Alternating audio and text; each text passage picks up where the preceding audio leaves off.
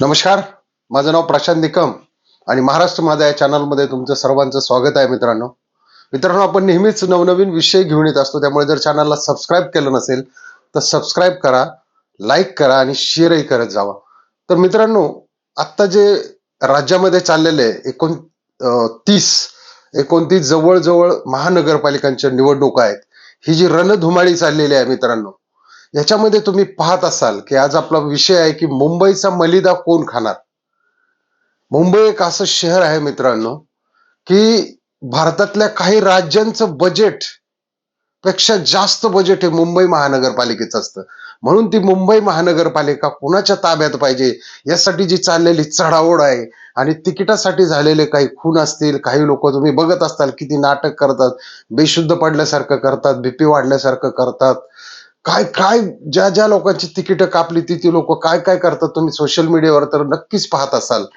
कारण त्यांनी अक्षरशः आक्रोश केलेला आहे तिथं. बरं, असा आक्रोश करण्याचं काय कारण, असं काय मिळतंय त्या नगरसेवकाला?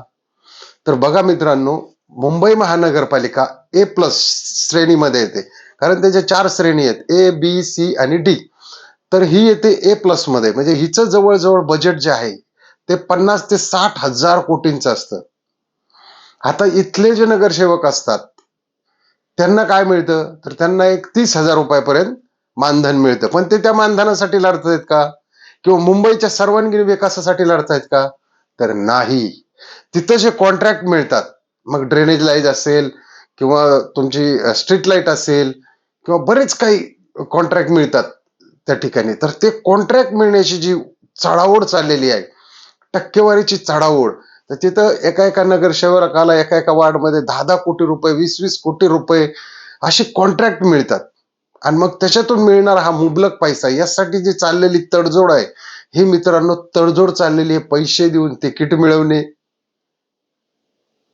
आणि तिकीट मिळून कस तरी पक्षातून विजयासाठीची चाललेली पैसे वाटून म्हणा, अमकं म्हणा, तमकं म्हणा, ही घोडदौड चाललेली आहे पूर्ण महाराष्ट्र राज्यामध्ये. आता येणाऱ्या 15 तारखेला ह्या निवडणुका होणार आहे आणि त्याच खालोखाल, मुंबईच्या खालोखाल पुणे आणि नागपूर या महानगरपालिका आहेत, यांचं सुद्धा बजेट चांगल्या पद्धतीचं असतं. इथे सुद्धा एका एका नगरसेवकाला एका एका वॉर्डासाठी 2-2 कोटी रुपये दिले जातात विकासासाठी. त्याच स्ट्रीट लाईट, तेच ड्रेनेज, तीच पायवाट असेल ज्याला आपण सायकलचा ट्रॅक म्हणतो किंवा पायवाट म्हणतो, जिथून चालायची असेल तीच खाणतात, तीच लावतात. दरवर्षी बघा तुम्ही हेच उद्योग चालू असतात. कुठेतरी ड्रेनेज लाईन खोदायची, त्याचे फोटो काढायचे, त्याचं सबमिट करायचं, टक्केवारीमध्ये त्याची कामं करायची. अशाच पद्धतीने हा घोळ चालू आहे. आता नगरसेवकाला पुण्यामध्ये किती मानधन आहे? 20 ते 25,000 रुपये. ए श्रेणीतली ही महानगरपालिका आहे पुण्याची. म्हणजे हा सगळा उठाठेव जो चाललेला आहे तो सर्वसामान्यांच्या विकासासाठी नाही, स्वतःच्या विकासासाठी हा सगळा उठाठेव चाललेला आहे. भरमसाठ पैसा लोक वाटतायत. मटण, दारू, चिकन, हॉटेलच्या हॉटेल बुक झालेले आहेत. कार्यकर्त्यांची नुसती मांदियाळीच चाललेली आहे. हे सर्व चाललेलं आहे फक्त ते जे बजेट आहे, खर्चाचं बजेट.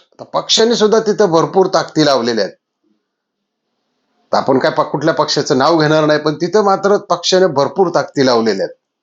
आता पिंपरी चिंचवड मध्ये सुद्धा काहींनी पक्ष सोडलं तरी त्या पक्षाबरोबर येऊन सुद्धा तिथेही निवडणूक लढवायचं चाललेलं आहे. काही करून सत्ता आपल्या हातात घ्यायचं चाललेलं आहे. मग या सत्ताधाऱ्यांवरती विश्वास ठेवताना मतदारांनी मात्र नेमकं आपलं मत कशा पद्धतीने मांडलं पाहिजे किंवा कुठल्या उमेदवाराला मत दिलं पाहिजे. आता भरपूर लोक या ठिकाणी पैसे सुद्धा वाटणार आहेत, सगळं वाटणार आहेत, पण हे फक्त होणार कशासाठी? फक्त 5 वर्षासाठी आपलं मतदान हे वेस्ट घालू नका. कारण आतापर्यंतचा जो झालेला विकास हा आपण त्याच्यात समाधानी आहोत का, किंवा आपल्याला समाधान लाभलंय का? किंवा नेहमीच तुंबणारी जी मुंबई आहे, आज तिला ओरबाडायला कित्येक लोक तिथे त्या ठिकाणी टपलेले आहेत की कधी ही मुंबईची महानगरपालिका आमच्या ताब्यात येते, कधी आमच्या ताब्यात येते. म्हणजे मित्रांनो बघा तुम्ही, आशिया खंडात सर्वात मोठी महानगरपालिका म्हणजे आपली मुंबई आहे. या मुंबानगरीमध्ये कुणीही गेल्यानंतर ही मुंबई आई आहे त्यांची, कधीही कुणाला उपाशी ठेवत नाही. अशा या मुंबईलाचा मलिदा खाण्यासाठी हे राजकीय नेते धडाडून उठलेले आहेत. आणि त्यासाठी जो आपला मतदार बंधू आहे, त्या मतदार बंधूंनी आपले डोळे उघडे ठेवून कोण आपला विकास करेल किंवा कुणी मुंबई आतापर्यंत ओरबडली किंवा मुंबईचं काय राहिलेलं आहे किंवा मुंबईची प्रगती कुठे थांबलेली आहे किंवा मुंबईला नेमकं काय पाहिजे. पावसाळ्यामध्ये कित्येक कित्येक पक्ष आले, कित्येक सगळे गेले, पूर्ण मुंबई तुमतेच तुमते. काय करतात हे लोक? मग कशाचं नियोजन करतात? रस्ते तर तिथं अगोदरच झालेले आहेत, स्ट्रीट लाईट आहेत, सगळं काही भरपूर काम आहे तिथे. तर मतदार बंधूंना माझं एक नम्रपूर्वक आव्हान आहे की आपलं मत हे अनमोल उमेदवाराला द्या, ज्या विभागातून तुमचा उमेदवार खरोखर गोरगरिबांची कामं करतो, ड्रेनेजची कामं करतो, पाण्याची कामं करतो किंवा कुणाची काही सरकारी कामं असतील किंवा हॉस्पिटलची काही कामं असतील, अशा उमेदवाराला तुम्ही या ठिकाणी नक्की मतदान करायचंय. मतदान करायला विसरायचं नाहीये, कारण तो आपला बहुमूल्य अधिकार आहे. म्हणजे आपलं जे संविधान आहे, संविधानामध्ये बघा तुम्ही, धीरूभाई अंबानी असो, किती अब्जाधीश आहे, त्याला एकाच मताचा अधिकार आहे. आणि रस्त्यावरचा फुटपाथ वरचा माणूस पण असू द्या, त्याला सुद्धा एक मताचा अधिकार आहे. म्हणजे हे आपलं भारताचं संविधान आहे. या संविधानाने जो अधिकार दिलेला आहे तो नक्की आपण गाजवायचा आहे आणि मतदान करून चांगली लोक. आता काय तिथं तुम्हाला माहिती, मग तळ जर चाखी तो राखी, पण त्याच्यातल्या त्याच्यात काही गोष्टी अशा असतात की एखादा ढेकून खूप चावलेला असतो, त्याची काही जास्त रक्त प्यायची म्हणजे नसते त्याला गरज. तर अशा एखाद्या पक्षाला किंवा अशा एखाद्या चांगल्या उमेदवाराला किंवा नवीन उमेदवाराला संधी द्या, जेणेकरून आपल्या वार्डचा, आपल्या मुंबईचा, आपल्या पुण्याचा, पिंपरी चिंचवडचा, नागपूरचा, म्हणजे सर्व ज्या ठिकाणी 29 महानगरपालिका आहेत, या महानगरपालिकेला चांगले उमेदवार द्या. भले ते नवीन पक्षाचे असो, अपक्ष असो, कुणी असो. तर चला मित्रांनो, ही रणधुमाळी आपल्याला बघायची 15 तारखेला, लगेच 16 तारखेला रिझल्ट आहे. तर व्हिडिओ कसा वाटला नक्की कमेंट मध्ये लिहा आणि लाईक करा, शेअर करा आणि चॅनलला जर सबस्क्राईब केलं नसेल तर सबस्क्राईब करा.